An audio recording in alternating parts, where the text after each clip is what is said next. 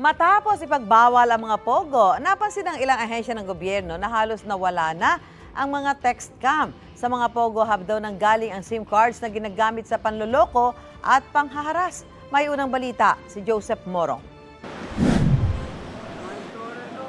Kung tahimik ang mga phone nyo at wala na kayong masyadong natatanggap na text scam, yan daw ay dahil sa piniigting ng kampanya at ban laban sa Pogo ayon sa Presidential Anti-Organized Crime Commission o PAOK. Magmula po ng bina ng Presidente, laki ng binagsak po ng mga na-receive natin mga text scams.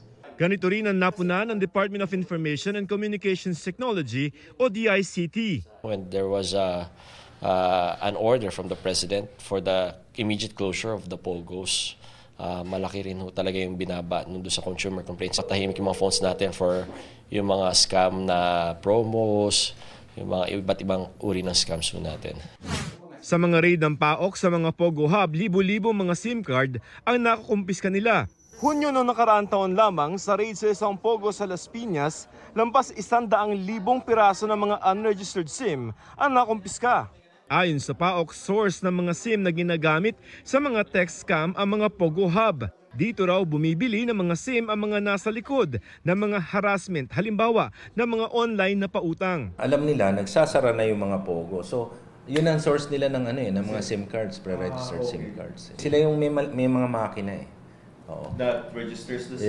Yeah, that registers the SIM na may mga fake identities. Pag binenta sa'yo, registered na eh. Ang singilan dyan, 500 ang bawat isa.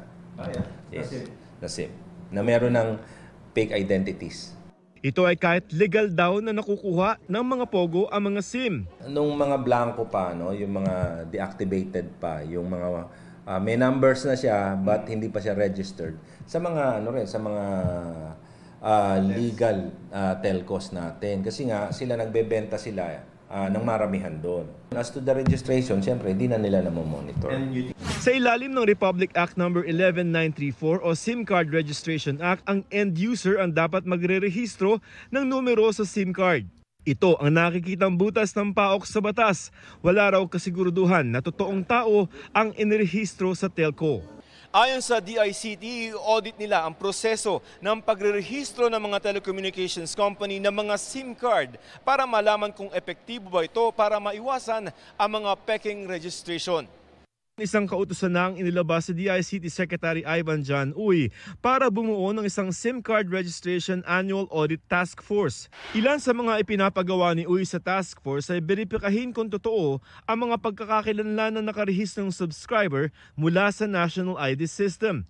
Ayon sa Globe Telecom, nananatiling deactivated ang mga SIM nila hanggat hindi pa ito registered at na-verify. Pagkatapos pa lamang daw ng matagumpay na verification, magagamit ang kanilang mga SIM. Susunod daw sila sa audit na gagawin ng DICT dahil nakasaad din ito sa batas. Pabor din daw ang Dito Telecommunity sa audit na makakatulong sa mga Pilipino. May sarili raw silang app na nakaharang na ng lampas 19,000 na mga peking account at meron na raw silang 14 million na successful registrants. Sabi naman ng Smart, sinisiguro nila na nasasala nila ang mga scam messages at patuloy na binavalidate ang mga SIM registration nila. Ipinatutupad din nila ang mga patakarang alinsunod sa National Telecommunications Commission o NTC para maiwasan ang mga peking identities. Ito ang unang balita, Joseph Morong para sa GMA Integrated News. Mga kapuso, para una ka sa mga balita, mag-subscribe sa GMA Integrated News sa YouTube. Sa mga kapuso abroad, subaybayan niyo po kami sa GMA Pinoy TV at sa www.gmanews.tv.